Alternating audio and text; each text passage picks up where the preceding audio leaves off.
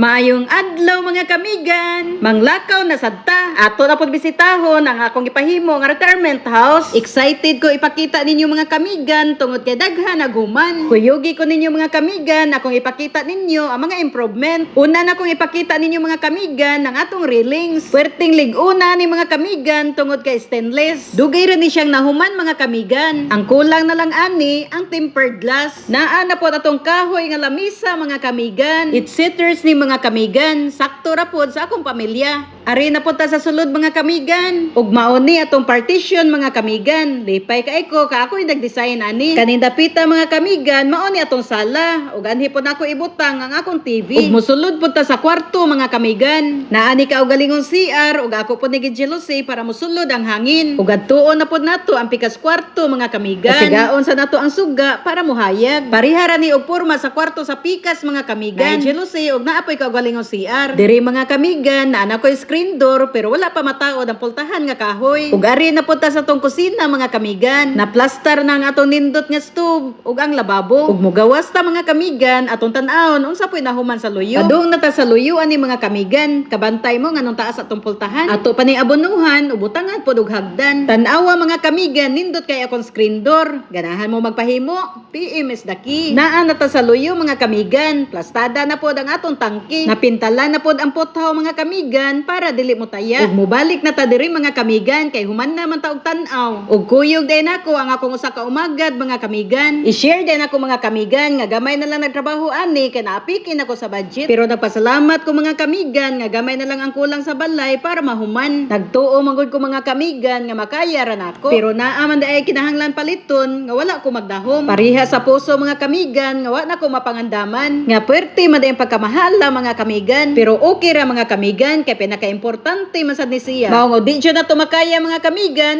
ato jung hunungon di jud ta magpakaron ingnon. Kay lisod kayo mga kamigan ug wala tay mabayad sa atong tao mapuno po ta sa utang. Mao nga ato lang hinay-hinayan ang trabaho mga kamigan. Ug di na lang ta magdugay mga kamigan manguli na pud ta. Ug ato sad ni hapiton og ibot ang mga sagbot sa gawas mga kamigan. Anhi na sa takutob mga kamigan. Daghang salamat. Bye-bye.